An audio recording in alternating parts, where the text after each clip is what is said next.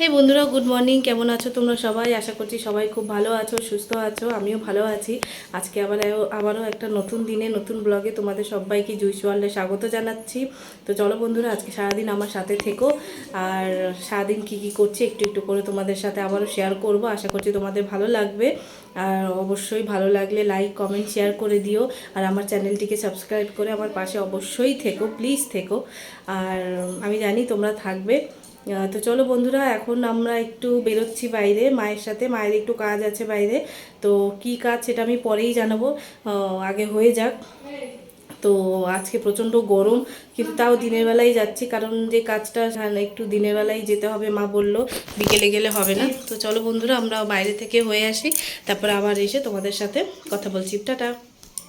তো দেখো বন্ধুরা, আমরা বেরিয়ে পড়েছি তিনটে জুটি। আমরা মায়ের সাথে, আমরা যখনই আমরা দুজনে আসি মায়ের সাথে এরকমই ঘুরতে বেরিয়ে যাই। তো আজকে মা তো একটা দরকারেই বেরিয়েছিল, তো সেই সুযোগে আমরাও একটু বেরিয়ে পড়েছি।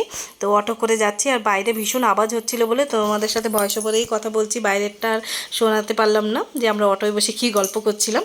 তো আর বাইরের দিকে দেখো বন্ধুরা, কি সুন্দর লাগছে ওয়েদারটা, কিন্তু ভীষণ গরম ছিল, প্রচণ্ড রোদ উঠেছিল। তো চলো বাইরের কাজ ছেড়ে ঘরে এসে কথা বলছি।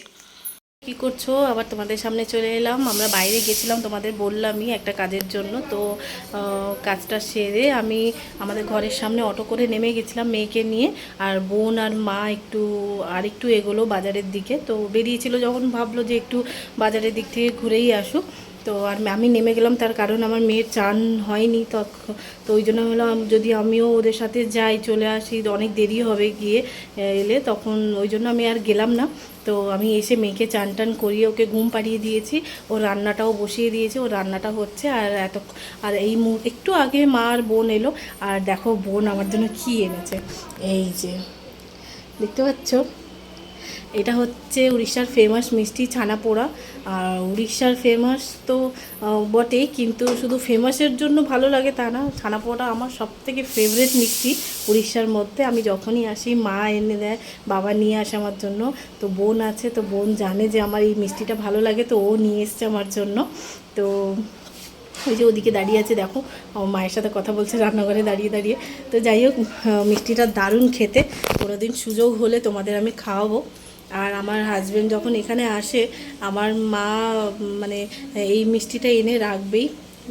আর আমি যখন কলকাতায় ফিরি, এখান থেকে আমার মা আমার জন্য প্যাক করে দেয় এই মিষ্টিটা। এই মিষ্টিটা এতটাই সুন্দর, কলকাতায় এই মিষ্টিটা পাওয়া যায় না।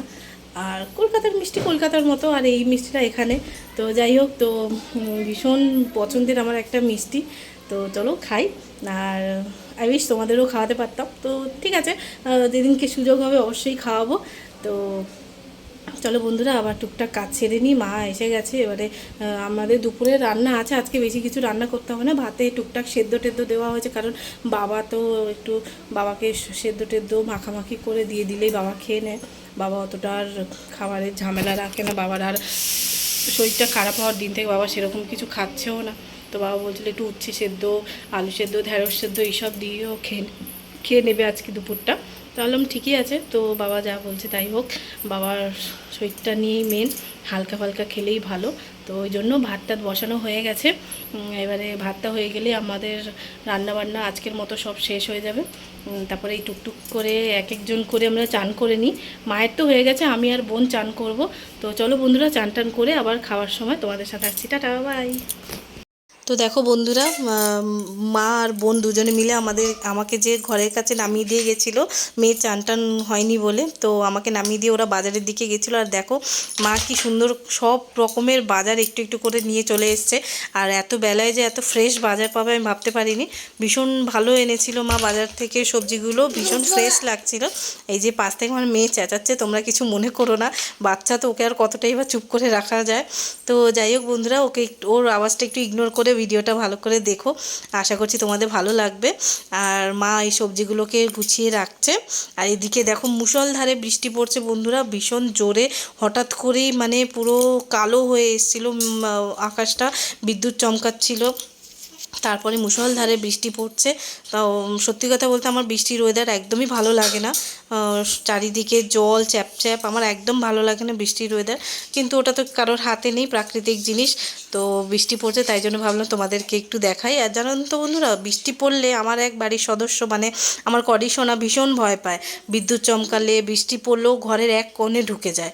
এমনি তো সিংহর মতো সবসময় ঘুরে বেড়ায়, কিন্তু বিদ্যুৎ চমকালে বৃষ্টি পড়লে একদম ভিজে বিড়ালের মতো একটা কোণে গিয়ে বসে যায়। তো যাই হোক, এই যে দেখো কোয়াটি ভয় পেয়ে একটা কোণে গিয়ে বসে আছে। আর এদিকে ওর বোন ওকে ভয় পাচ্ছে বলে ওর সাথে খেলছে, যাতে ওর ভয়টা কেটে যায়। ওর সাথে খেলছে, ওকে আদর করছে। আমি ওকে বললাম যে কডি দাদা ভয় পাচ্ছে বলে ওকে জড়িয়ে ধরছে।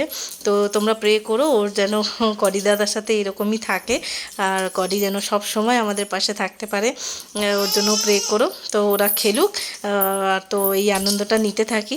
আমার মেয়ে যে কডিকে এত ভালোবাসে, আমার দেখেই মন ভরে যায় একদম। তো ওরা খেলতে থাকুক, আমি পরে আসছি।